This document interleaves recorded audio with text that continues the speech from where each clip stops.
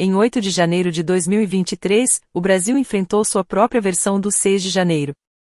Milhares de apoiadores de Jair Bolsonaro, indignados com a suposta fraude eleitoral e o retorno de um político corrupto condenado ao poder, invadiram prédios do governo em Brasília. Muitos eram idosos e nenhum estava armado. No entanto, em poucas horas, o Supremo Tribunal Federal e grande parte da imprensa classificaram o evento como uma tentativa de golpe e rotularam os manifestantes como terroristas. O que veio a seguir foi uma repressão sem precedentes, prisões em massa, ordens de censura e a concentração de poderes extraordinários nas mãos de um único juiz, Alexandre de Moraes, o mesmo juiz que, 20 meses depois, ordenou o fechamento da plataforma de mídia social X no Brasil por 40 dias. Novos documentos vazados, incluindo material não publicado do arquivo originalmente descoberto pelos jornalistas Glenn Greenwald e Fábio Serapião no ano passado nos arquivos Anvasa Toga, literalmente vazamentos de togas judiciais, revelam que Moraes criou uma estrutura paralela de inteligência dentro dos principais tribunais do Brasil e supervisionou pessoalmente cada etapa da operação, direcionando um esforço secreto de dentro de suas próprias câmaras judiciais que contornou os canais legais tradicionais. Na época, Moraes ocupava dois cargos importantes, ministro do Supremo Tribunal Federal, STF, e presidente do Tribunal Eleitoral, TSE, o órgão que fiscaliza as eleições no Brasil. Ele usou essa dupla posição para contornar os limites legais, transformando os oficiais de justiça em uma unidade de inteligência de fato.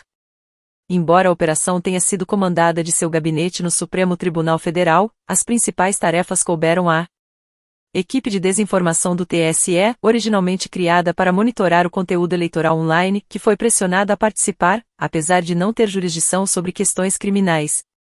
Àquela altura, as eleições já haviam terminado há muito tempo, Lula já estava no cargo e, segundo especialistas jurídicos, o Tribunal Eleitoral não tinha mandato formal para conduzir investigações criminais. A força-tarefa operou por meio de um grupo de WhatsApp. Em vez de acusações legais ou provas formais, baseou-se em relatórios informais gerados por meio do acesso a bancos de dados sensíveis e vigilância digital improvisada. Um simples comentário poderia ser suficiente para rotular alguém com um relatório positivo, uma classificação informal que, na prática, ajudava a manter alguém preso. Esses relatórios nunca eram compartilhados com os advogados de defesa e nunca eram revisados pelos promotores. Registros oficiais do STF mostram que apenas 243 pessoas foram presas em 8 de janeiro dentro de prédios governamentais. Elas foram acusadas de crimes gravíssimos, como tentativa de golpe de Estado, revogação violenta do Estado Democrático de Direito e participação em organização criminosa, recebendo posteriormente penas de até 17 anos, tão severas quanto as aplicadas a criminosos violentos, embora a maioria não tivesse cometido nenhum ato de vandalismo. As acusações eram genéricas, severas e não individualizadas, bastava passar pelo Congresso para ser acusado de tentar derrubar o Estado, incluindo os casos de 3 moradores de rua, crianças e idosos com graves problemas de saúde. Além disso, o Supremo Tribunal Federal impôs uma multa coletiva de R$30 milhões, a ser dividida solidariamente entre todos os condenados, independentemente de suas ações individuais. No entanto, a grande maioria, 1.929 pessoas, foi detida no dia seguinte em acampamentos militares, onde milhares se reuniram após a eleição para protestar pacificamente. Sob as ordens de Moraes, foram enganados pelo próprio exército em quem confiavam. Autoridades disseram que seriam levados à rodoviária para voltar para casa, mas, em vez disso, os entregaram à polícia, que os levou diretamente para a prisão. Ironicamente, o exército brasileiro já havia descrito essas manifestações como expressões legítimas de liberdade de expressão. Em contraste, movimentos de esquerda têm um longo histórico de invasão de prédios públicos sem enfrentar consequências comparáveis. Em 2014, ativistas sem terra tentaram invadir o Supremo Tribunal Federal, ferindo vários policiais e forçando a suspensão de uma sessão.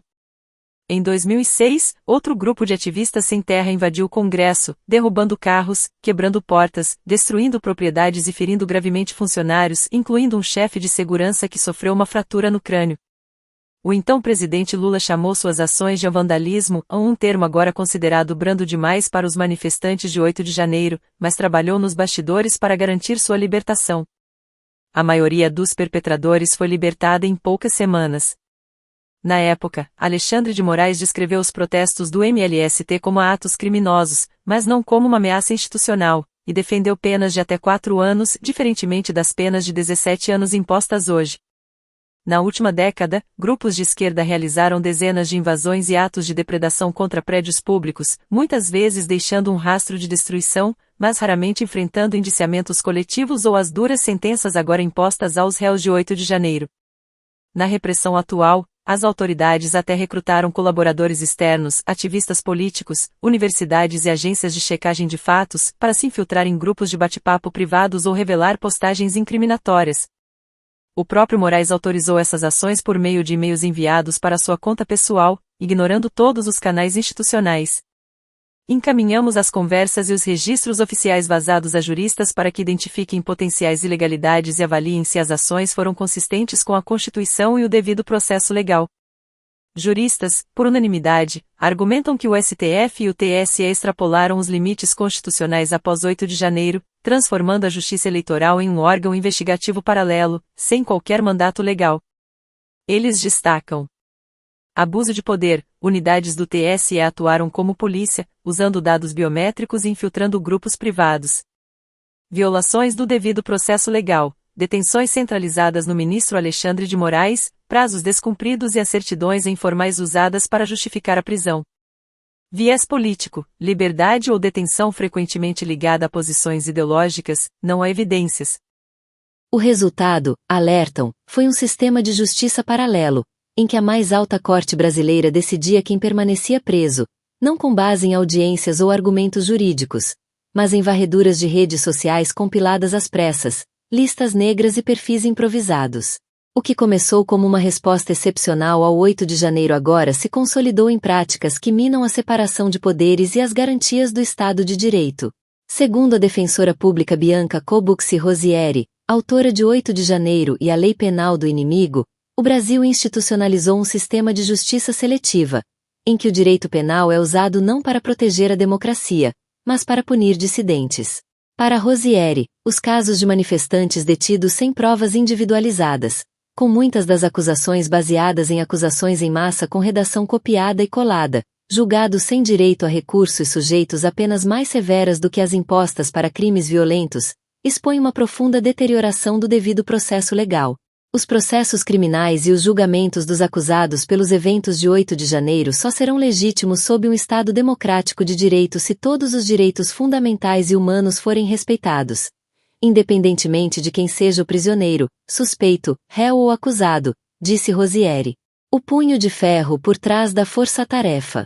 Criado apenas 5 dias após os tumultos, o grupo do WhatsApp chamado Audiências de Custódia incluía agentes cuidadosamente selecionados do Supremo Tribunal Federal, STF, e do Tribunal Eleitoral, TSE, todos profundamente leais a Moraes, e todos previamente nomeados na investigação Vaza Toga, que expôs como esses mesmos funcionários ajudaram a realizar vigilância ilegal, censura e manipulação de evidências. Cristina Yukiko Kuzahara, STF, chefe de gabinete do ministro Alexandre de Moraes, do Supremo Tribunal Federal, Kuzahara criou e administrou o grupo de WhatsApp que coordenou as operações de custódia de 8 de janeiro. Ela tem sido a assessora de maior confiança de Moraes desde 2019, quando foi formalmente nomeada para coordenar as operações internas do agora infame inquérito das fake news, uma investigação secreta amplamente denunciada por desrespeitar as garantias constitucionais e o devido processo legal, estabelecida como uma expansão dos poderes do STF ao interpretar exageradamente seu regimento interno. Em 2023, Kuzahara foi publicamente homenageada com uma condecoração militar tipicamente reservada a civis que prestam serviços distintos ao Exército Brasileiro, uma recompensa simbólica por sua lealdade durante o mandato cada vez mais autocrático de Moraes. Papel nos arquivos Vaza Toga anteriores. Kuzahara sugeriu a estratégia de disfarçar as ordens de Moraes como solicitações formais da Justiça Eleitoral. Seu nome aparece em mensagens vazadas como a idealizadora do esquema para fabricar cobertura legal para ações sem base legal adequada. Eduardo Tagliaferro, TSE.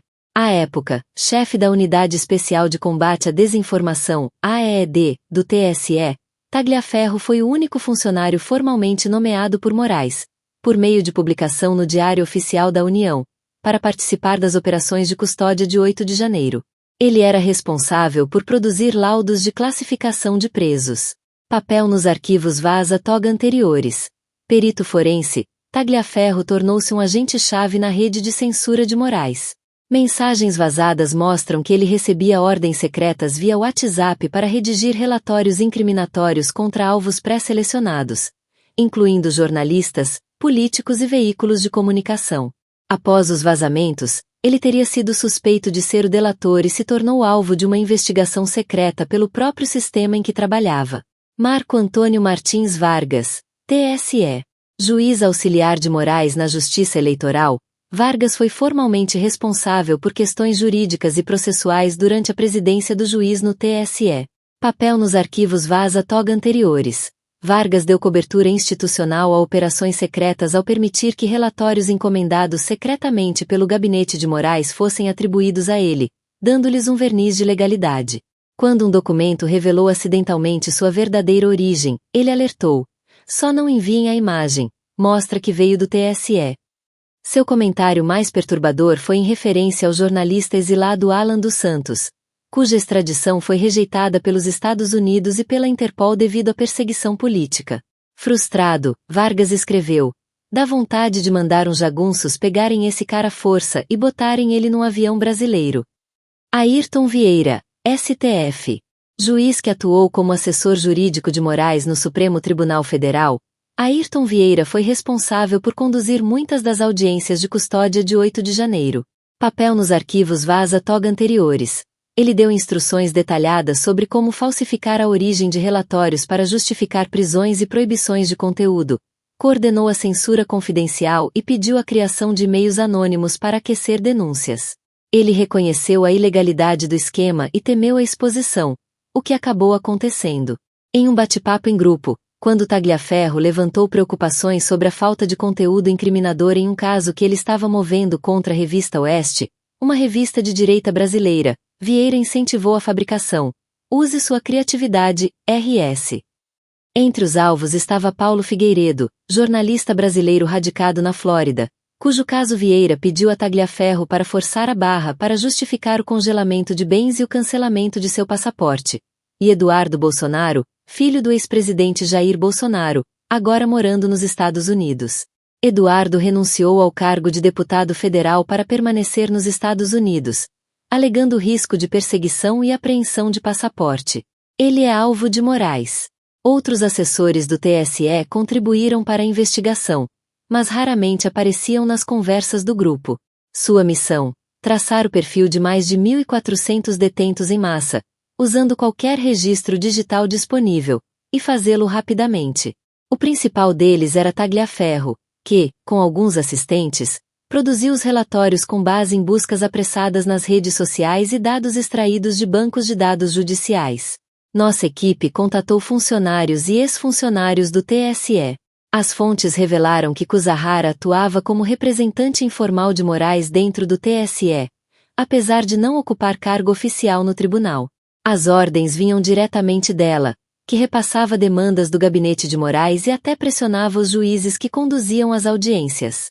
Ela basicamente dizia aos juízes o que fazer, disseram as fontes. Embora não estivesse formalmente alocada no TSE, Cristina usava um e-mail institucional, dava instruções diretas aos funcionários e supervisionava os relatórios. Ela vive 24 horas por dia para Moraes e desfruta de um alto status social, apesar de ganhar um salário baixo. "Não sei que tipo de relacionamento eles têm", diz a fonte. Segundo o advogado constitucionalista Richard Campanari, membro da Academia Brasileira de Direito Eleitoral e Político, ABRADEP, o uso do GEST Bill para fins investigativos é inconstitucional e representa um grave uso indevido de dados pessoais sensíveis. Ele explica que o sistema foi criado exclusivamente para fins eleitorais, como a prevenção de duplicidade de cadastros eleitorais, e sua utilização fora desse escopo viola o princípio da limitação da finalidade previsto na Constituição e na Lei Geral de Proteção de Dados, LGPD. Campanari também alerta que o acesso a dados biométricos sem ordem judicial adequada ou autorização legal explícita não apenas viola as leis de proteção de dados, mas pode configurar abuso de autoridade e a criação de um aparato clandestino de vigilância. Esta não foi a primeira vez que as autoridades brasileiras burlaram as regras. Os arquivos do Twitter Brasil revelaram como, nos anos que antecederam as eleições de 2022, o TSE pressionou as plataformas a entregar dados de usuários, incluindo endereços IP e mensagens privadas. A Justiça ordenou que cidadãos que postassem hashtags críticas às urnas eletrônicas brasileiras fossem alvos. O que os arquivos do Twitter expuseram como excepcional, a segmentação de pessoas por suas opiniões políticas, agora se revela um padrão. Assim como no caso do Twitter, os relatórios produzidos a partir de consultas ao GESTBIL nunca fizeram parte dos registros oficiais. Alguns foram armazenados discretamente no sistema interno do Tribunal Eleitoral, ainda acessíveis online por meio de links diretos, mas os advogados de defesa afirmam que os relatórios não aparecem nos autos oficiais de seus clientes, nem nas ações penais nem nas petições processuais. Eles eram invisíveis no tribunal, mas decisivos na prática. O uso do GESTBIL pela equipe de desinformação foi autorizado em setembro de 2022 pelo desembargador Benedito Gonçalves, do TSE. No entanto, o acesso ao sistema não foi imediatamente concedido, pois havia dúvidas sobre se o corregedor eleitoral sequer tinha autoridade para conceder tal acesso. Segundo fontes, o administrador do sistema, Yuri Camargo Kizovic, resistiu, temendo ser responsabilizado pessoalmente por qualquer uso indevido do sistema. Ele estaria preocupado com a crescente influência da AED dentro do tribunal e seu estreito alinhamento com Moraes, a quem considerava autoritário. Como unidade favorita de Moraes, a AED era vista como politicamente delicada, e Camargo temia que a concessão de acesso ao GESTBIL pudesse eventualmente ser usada contra ele. Nossa equipe contatou Kizovic, mas ainda não recebeu resposta. O cadastro eleitoral sempre foi o orgulho do TSE e de seus servidores de carreira, que há muito temiam que esses dados pudessem um dia ser utilizados indevidamente. Aliás, nem mesmo a Polícia Federal possuía um banco de dados biométrico comparável ao do TSE. Agora, aproveitando o fato de que a linha já foi ultrapassada, as fontes afirmam que a Polícia Federal também está questionando o sistema.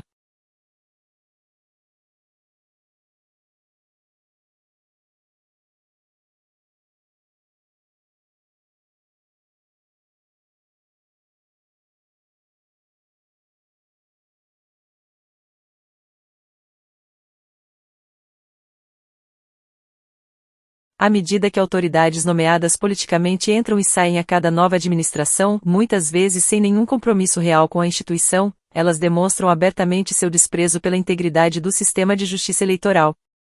Funcionários de carreira nada podem fazer para impedir os abusos que testemunham. E, no entanto, a culpa recai sobre todos eles. As fontes afirmam que Moraes inicialmente desconhecia o conflito. A situação mudou após os eventos de 8 de janeiro, quando funcionários apontaram que a AED ainda não tinha acesso ao banco biométrico. Moraes então emitiu uma ordem formal autorizando o uso de bancos de dados internos do TSE. A equipe da AED obteve acesso ao GESTBIL e começou a usá-lo para identificar manifestantes com base em imagens. O objetivo dessa busca era encontrar uma foto recente de cada detento. Depois de associar um nome a um rosto, a equipe vasculhou as plataformas de mídia social em busca de postagens que pudessem ser interpretadas como antidemocráticas. Os critérios variavam de caso para caso. O padrão era qualquer coisa que a equipe conseguisse encontrar. Poderia incluir compartilhando postagens nas redes sociais sobre os protestos, críticas ao STF ou ao presidente Lula, participar de um grupo do Telegram ou WhatsApp, retweetar conteúdo relacionado às eleições rotulado como desinformação, menções em reportagens de notícias, denúncias anônimas publicadas online. Cada denúncia se baseava em buscas rápidas em plataformas como Facebook, Instagram, Twitter, TikTok, YouTube, Telegram e Getter. Se algum conteúdo fosse encontrado, o detento recebia uma denúncia positiva. As principais fontes usadas para justificar as denúncias eram frequentemente artigos de notícias e perfis anônimos do Twitter, frequentemente sem verificação de autoria ou contexto. Isso por si só já era suficiente para justificar a detenção, independentemente de antecedentes criminais, comportamento violento ou mesmo presença em prédios governamentais.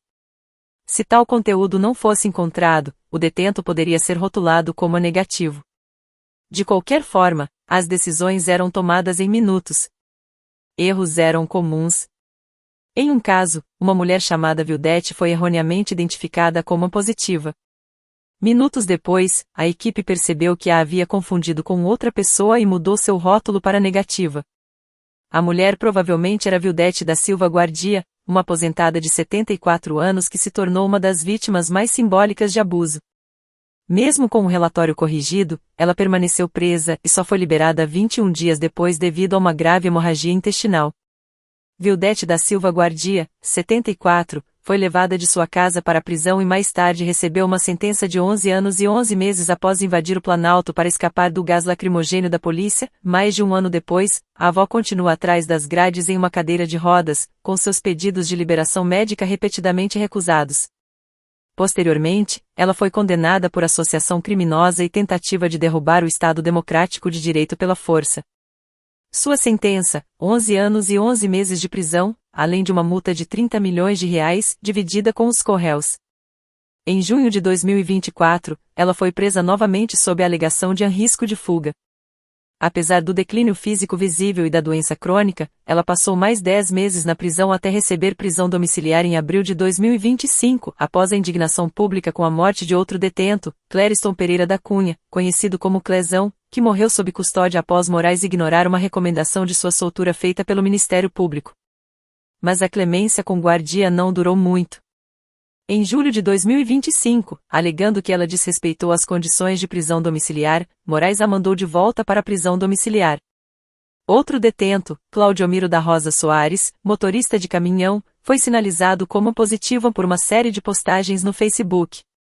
Ele havia criticado o presidente Lula e questionado as eleições de 2022. Entre os conteúdos citados, um meme perguntando como esse cara conseguiu 60 milhões de votos, após Lula ser vaiado no funeral de Pelé, um comentário acusando ministros do Supremo Tribunal Federal de serem vendidos e uma notícia republicada sobre fraude eleitoral com o comentário: então, segundo cabeça de ovo, Moraes, ninguém pode questionar nada? Laudo positivo emitido contra Claudiomiro Soares, caminhoneiro. Dados de identificação omitidos. Ele expressa ceticismo em relação à vitória de Lula e diz, sobre Moraes, segundo o intelectual, ninguém tem permissão para questionar? Soares não foi preso durante os tumultos, mas sim no dia seguinte, 9 de janeiro, no quartel-general do Exército em Brasília. Soares passou 11 meses e 7 dias preso sem nunca ter cometido um ato de violência. Em outro caso, Adenilson Demétrio de Cordova recebeu um rótulo positivo por causa de uma única postagem encontrada no X. Ela vinculava a uma petição intitulada Manifesto à Nação Brasileira, em defesa da liberdade, publicada meses antes da eleição de 2022 por um perfil com 0 seguidores e 0 visualizações. A petição, lançada pelo Grupo Advogados de Direita Brasil, tinha mais de 1,66 milhão de apoiadores e expressou apoio pacífico ao então presidente Jair Bolsonaro. Cordova foi preso em Brasília em 8 de janeiro. Ele alegou que estava protestando pacificamente por direitos básicos. Ele passou 4 meses na prisão, seguidos por mais de um ano em prisão domiciliar com uma tornozeleira eletrônica. Em uma arrecadação de fundos públicos em junho de 2024, ele descreveu estar sobrecarregado por dívidas e incapaz de pagar por defesa jurídica. Relatório positivo emitido contra Adenilson de Córdoba. A Amprovan contra ele é um único tweet compartilhando um link para uma petição em defesa das liberdades. Ele tinha 0 seguidores. Dados sensíveis do TSE foram censurados. Um detento, Ademir da Silva, foi classificado como positivo com base em uma única publicação no Instagram. A imagem dizia: fazer cumprir a Constituição não é golpe. Só isso já foi classificado como antidemocrático e como evidência de descontentamento com os resultados das eleições de 2022. Nenhum outro conteúdo foi citado. Relatório positivo emitido contra Ademir da Silva. O relatório contém uma única publicação no Instagram. Dados sensíveis do TSE foram omitidos. Um caso ainda mais absurdo envolveu outro Ademir, desta vez, Ademir Domingos Pinto da Silva, um vendedor ambulante de 54 anos do sul do Brasil. Ele nem sequer estava presente nos protestos de 8 de janeiro. Ele chegou mais tarde naquela noite ao acampamento militar em Brasília, após o término da invasão, apenas para vender bandeiras e camisetas. A polícia o impediu de sair, e ele foi detido. Ele foi rotulado de positivo não por qualquer ato de violência, mas por tweets de 2018 criticando Lula e o partido dos trabalhadores. Nenhum deles mencionou 8 de janeiro ou mesmo a eleição de 2022.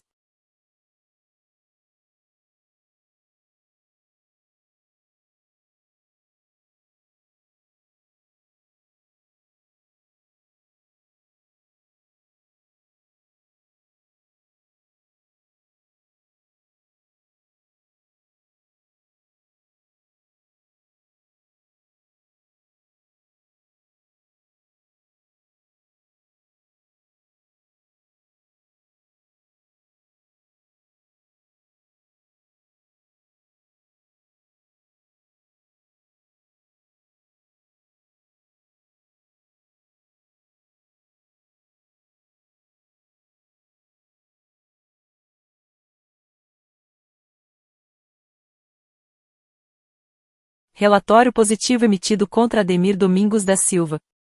Tudo que a equipe de desinformação conseguiu reunir contra ele foram 5 tweets que ele escreveu em 2018 criticando Lula e outros líderes do Partido dos Trabalhadores.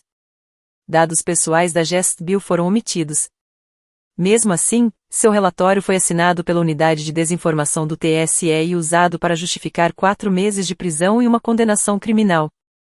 Ele agora usa tornozeleira eletrônica e é obrigado a prestar serviço comunitário e frequentar um curso obrigatório da Justiça sobre democracia e tentativas de golpe. Seu advogado chamou o caso de uma mancha vergonhosa no Supremo Tribunal Federal e disse que Ademir foi condenado sem que um único ministro tenha lido seus autos. Não se tratava de casos isolados. Mesmo indivíduos com relatórios negativos eram frequentemente mantidos atrás das grades por semanas ou meses. Os critérios para a manutenção da detenção permanecem obscuros. Segundo o próprio Supremo Tribunal Federal, das 1.406 pessoas presas após 8 de janeiro, 942 tiveram sua prisão convertida em prisão preventiva. Apenas 464 obtiveram liberdade provisória. Nossa equipe analisou as planilhas utilizadas pela Força-Tarefa do TSE para classificar os detentos. Entre 1.879 nomes únicos, 319 indivíduos receberam algum tipo de laudo digital, com base nos 75 laudos que conseguimos acessar. Os laudos nem sempre eram individualizados. Um total de 1.398 laudos foram emitidos, de acordo com Tagliaferro no chat do WhatsApp vazado. Dos registros analisados, 42 pessoas foram marcadas como positivas e 277 como negativas. Em seguida, cruzamos os dados com 2 listas emitidas pelo STF, uma para aqueles que foram liberados e outra para aqueles que foram encaminhados para a prisão após as audiências. Das 319 pessoas, 251 estavam em qualquer uma das 2 listas, 36 positivas, 215 negativas. O principal padrão observável em nossa amostra é que, embora um relatório negativo não fosse garantia de liberação, nenhuma pessoa que recebeu um relatório positivo foi liberada. Mesmo entre os negativos, 68% também foram mantidos atrás das grades, contradizendo diretamente a alegação feita por Kuzahara, chefe de gabinete do juiz Moraes, de que a maioria dos detidos seria liberada com base nessa triagem. Entre eles estão Regina Aparecida Modesto, engenheira de 55 anos e pastora ordenada de São Paulo. Presa após ir a Brasília orar com um grupo de pastores em 8 de janeiro. Ela foi condenada a 17 anos de prisão. Passou 7 meses em prisão preventiva, perdeu sua casa e contratos milionários e desenvolveu sinais de câncer de cólon enquanto estava sob custódia. Dirce Rogério, mulher de 55 anos, natural de Santa Catarina. Apesar de não haver provas de violência, foi condenada a 16 anos de prisão. A Polícia Federal a prendeu novamente em 2024, alegando risco de fuga. Jaqueline Freitas Jimenez, mãe de 2 crianças pequenas. Condenada a 17 anos de prisão por participar de protestos. Ela tem enfrentado dificuldades para obter defesa jurídica desde sua prisão. Alessandra Malvina Trindade, acusada de incitação por participar de protestos pacíficos. Nunca entrou em prédios públicos e não participou dos protestos de 8 de janeiro. Rafael Teixeira Marques, analista de sistemas de Brasília. Não foi condenado, mas está sob severas restrições, banido das redes sociais, com passaporte confiscado e toque de recolher imposto, apesar de um relatório negativo e de nenhuma conduta violenta. Edemilson da Cruz, denunciado em 2023 e detido no presídio da Papuda. Apesar de não ter antecedentes criminais e de ter recebido boletim de ocorrência negativo, permaneceu preso por meses, sob ordens do ministro Moraes. Carlos Roberto Horstmann, listado entre os 942 detentos mantidos presos após audiências de custódia, embora sua triagem digital não tenha mostrado nenhuma evidência incriminadora. Não havia uma lógica clara ou consistente para determinar quem, entre os negativos, foi libertado e quem permaneceu preso. Centenas ficaram atrás das grades por nada mais do que participar de acampamentos de protesto ou postar mensagens políticas vagas, muitas vezes antigas, irrelevantes e nada violentas.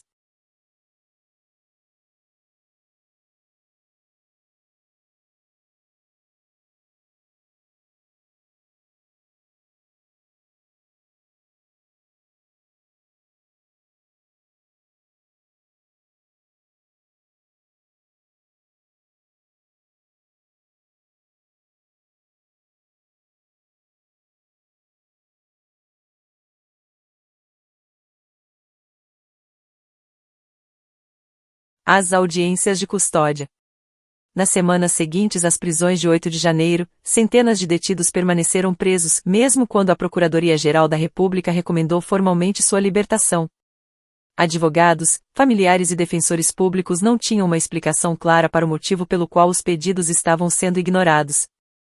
Em 10 de janeiro, apenas 2 dias após as prisões em massa, o ministro Alexandre de Moraes assinou uma ordem centralizando todas as decisões sobre detenção.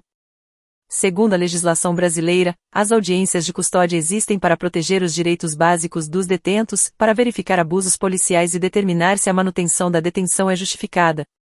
Neste caso, no entanto, elas parecem ter sido usadas apenas para validar resultados ditados por outros tribunais. Os juízes de instâncias inferiores foram autorizados a conduzir audiências de custódia, mas apenas para verificar se as prisões haviam ocorrido legalmente, não para decidir se alguém deveria ser solto. Todas as decisões relativas à detenção permaneceriam com Moraes. Um relatório publicado em 23 de janeiro de 2023 pela Defensoria Pública da União, pela Defensoria Pública do Distrito Federal e pelo Mecanismo Nacional de Prevenção e Combate à Tortura criticou a destituição da autoridade judicial e alertou para graves violações de direitos humanos durante as audiências de custódia que se seguiram às prisões de 8 e 9 de janeiro em Brasília. Os juízes foram destituídos do poder de conceder liberdade e, em alguns casos, pessoas permaneceram presas mesmo sem um pedido formal do Ministério Público. O advogado Ezequiel Silveira, da Associação de Familiares e Vítimas do 8 de janeiro, ASFAL, que representa dezenas de réus acusados em conexão com os eventos de 8 de janeiro, afirma que as audiências de custódia foram meras simulações de legalidade em um processo maculado desde o início. Ele observa que os prazos legais foram descumpridos, com atrasos de até 22 dias, violando o Código de Processo Penal, que exige uma audiência em até 24 horas após a prisão. O que defensores públicos e advogados suspeitavam, mas ainda não conseguiam provar, agora pode ser confirmado por uma mensagem revelada nos arquivos de 8 de janeiro. Em 13 de fevereiro, Kuzahara, chefe de gabinete de Moraes, enviou uma nota contundente ao grupo interno de WhatsApp. O Procurador-Geral da República pediu a soltura deles, mas a Justiça não quer liberá-los antes de verificarmos suas redes sociais. A mensagem revelou o verdadeiro motivo dos atrasos. A liberdade não estava sendo decidida com base em argumentos legais, audiências ou autos, mas em digitalizações informais ordenadas pelo próprio Moraes. Emojis de um juiz revelam a farsa por trás das audiências. Em 1º de março de 2023, o juiz Ayrton Vieira enviou uma mensagem de despedida ao grupo de WhatsApp. Ele havia acabado de encerrar sua atuação na condução das audiências de custódia dos presos de 8 de janeiro. Vou me despedir por aqui, pois já me despedi nos outros grupos. Que cada um receba o que merece, prisão. Os emojis debochados vieram de um juiz encarregado de garantir a justiça e o devido processo legal. No entanto, lá estava ele, celebrando abertamente o resultado, como se a culpa já tivesse sido presumida, muito antes de qualquer julgamento.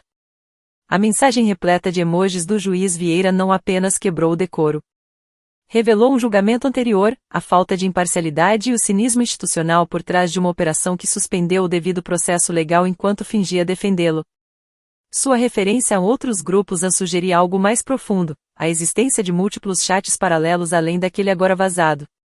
Segundo nossas fontes no TSE, havia de fato vários outros grupos de WhatsApp usados para discutir assuntos oficiais, todos parte de uma rede mais ampla e compartimentada, operando inteiramente nas sombras.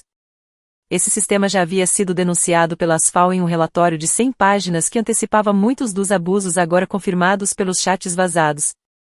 O relatório documentou audiências realizadas fora do prazo legal de 24 horas, juízes impedidos de ordenar solturas e ausência de salvaguardas básicas, como exames forenses ou acesso aos autos. Em muitos casos, os promotores já haviam apresentado acusações antes mesmo das audiências. O relatório da ASFAL também observou que os juízes não tinham acesso aos autos completos e operavam sob rígidas restrições impostas pelo Supremo Tribunal Federal. Moraes havia delegado apenas a verificação de documentos, reservando para si todas as decisões substantivas. As audiências nunca tiveram como objetivo avaliar os casos. Elas foram organizadas para validar automaticamente os resultados já decididos. Comunicado do Dia da Mulher é usado para efeito na mídia. Um dos sinais mais claros de que as decisões de detenção foram políticas, não legais, ocorreu 2 meses após as prisões de 8 de janeiro. Em 8 de março de 2023, o Supremo Tribunal Federal, STF, ganhou as manchetes ao anunciar a libertação de 149 mulheres presas durante os protestos. O momento não foi coincidência, era o Dia Internacional da Mulher, e o gesto foi amplamente celebrado na imprensa como um ato de compaixão e justiça. Mas, nos bastidores, conversas vazadas contavam uma história diferente. 5 dias antes, em 3 de março, Kuzahara repassou uma instrução do juiz Eduardo Tagliaferro, chefe da unidade de desinformação do TSE. A equipe deveria investigar se alguma das mulheres detidas havia participado de grupos de WhatsApp ou Telegram sobre o golpe. O objetivo não era determinar quem poderia ser solto com segurança, mas sim encontrar justificativas para mantê-las presas. Na manhã do anúncio, Cristina enviou uma nova mensagem a Tagliaferro, perguntando se os relatórios positivos das mulheres eram fáceis de imprimir para que ela pudesse apresentá-los a Moraes. Algumas horas depois, Tagliaferro respondeu: havia 17 mulheres com relatórios positivos, e ele listou seus nomes. As mulheres permaneceram presas por 2 meses inteiros, aguardando a manobra de relações públicas.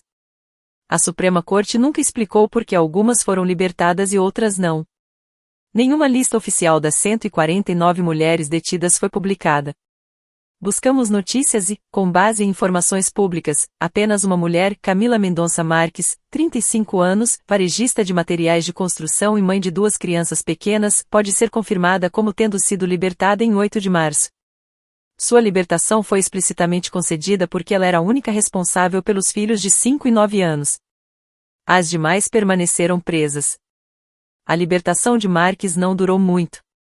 Ela foi presa novamente meses depois, não por nenhum novo crime, mas porque sua tornozeleira eletrônica parou de funcionar. As autoridades também a acusaram de planejar fuga, citando a venda de pertences pessoais como comportamento suspeito. Ela não estava sozinha. Dezenas de outras pessoas foram mandadas de volta para a prisão por motivos semelhantes, dispositivos de monitoramento com defeito, suspeitas vagas ou simplesmente porque outros réus do 8 de janeiro haviam fugido. Em muitos casos, nenhuma evidência concreta de um plano de fuga foi apresentada. A suposição por si só já era suficiente. Uso de agentes externos pelo TSE para atacar dissidentes.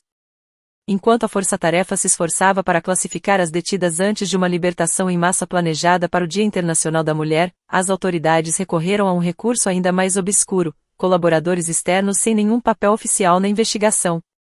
Em 3 de março de 2023, quando Kuzahara transmitiu um pedido pessoal do ministro Moraes para encontrar provas que ligassem as mulheres a grupos de WhatsApp ou Telegram relacionados ao golpe, Tagliaferro reagiu. O conteúdo já havia sido apagado, disse ele, e o próprio TSE havia apagado alguns dos registros.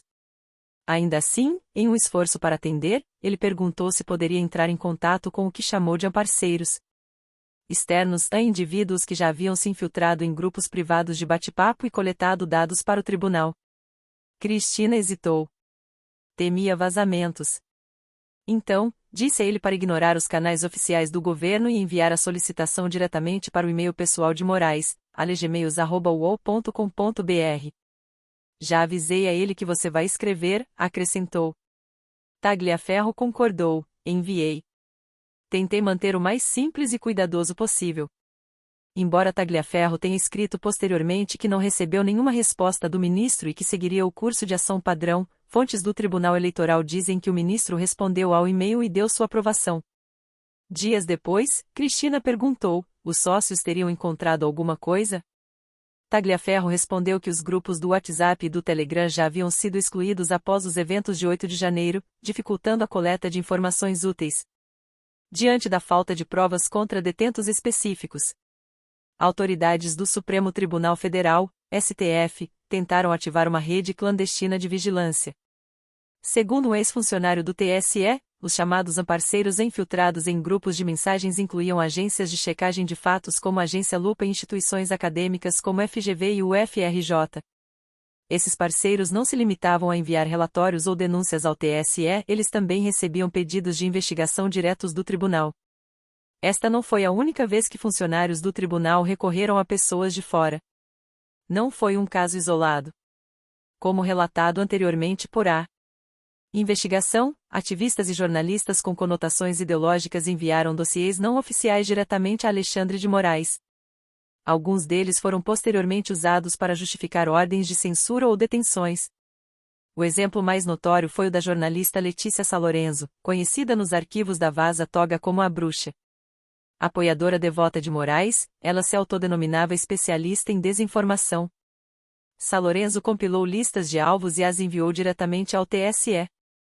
Em seu trabalho acadêmico, ela defendeu a censura online aplicada por Moraes usando a teoria do fair using, o conceito da Rand Corporation de que uma enxurrada de mensagens rápidas e repetitivas, mesmo que não totalmente falsas, pode sobrecarregar o público e distorcer a percepção. Os inquéritos conduzidos por Moraes, que acusam Bolsonaro de planejar um golpe de Estado, sugerem que Salorenzo não é apenas uma admiradora do ministro. Suas teorias acadêmicas têm sido usadas para sustentar a alegação da Polícia Federal de que, desde 2019, início da presidência de Bolsonaro, ele conspirava para anular as eleições de 2022. Ao terceirizar partes do processo de inteligência para pessoas como Salorenzo, indivíduos sem responsabilidade pública, sem mandato judicial e sem supervisão legal, o Supremo Tribunal Federal Brasileiro obscureceu a fronteira entre dever institucional e execução política. Sem mandados. Sem transparência. Apenas um ciclo fechado de colaboradores leais alimentando uma máquina judicial com dados coletados extraoficialmente. O que dizem os especialistas em direito?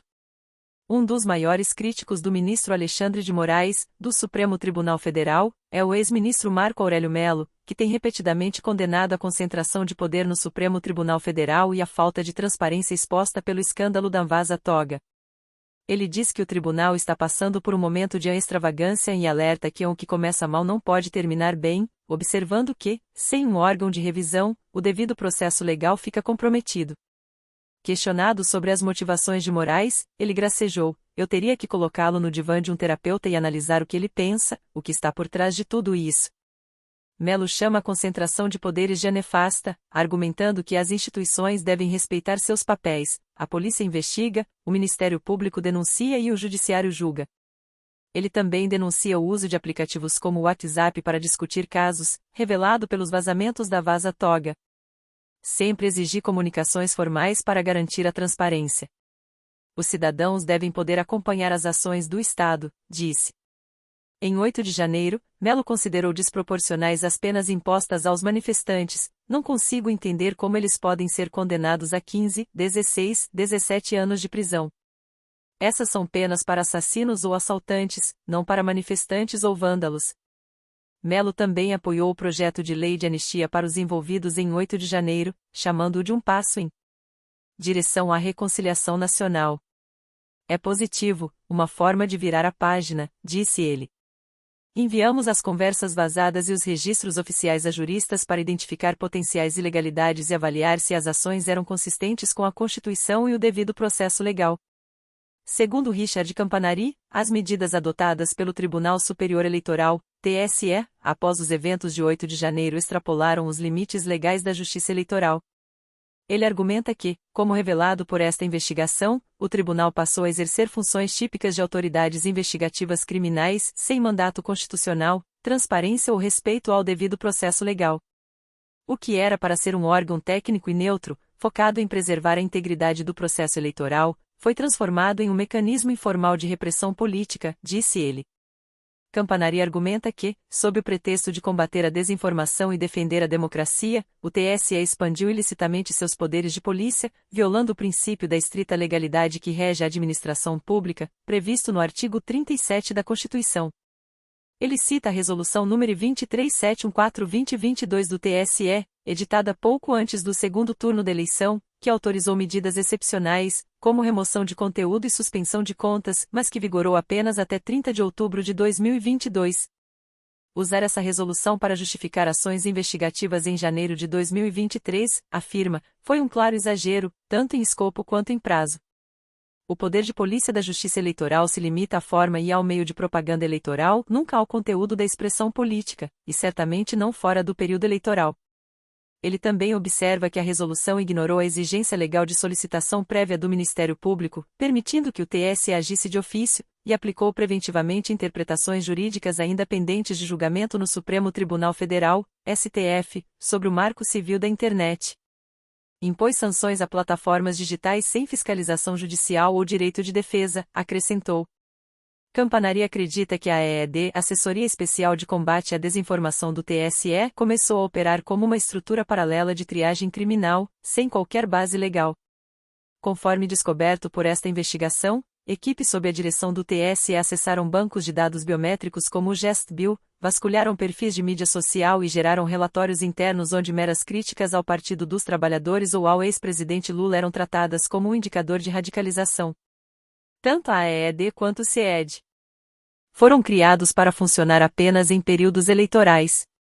Uma vez que ultrapassaram esse escopo, essas unidades técnicas passaram a atuar como braços não oficiais da persecução criminal, minando o sistema acusatório do Brasil e a separação de poderes.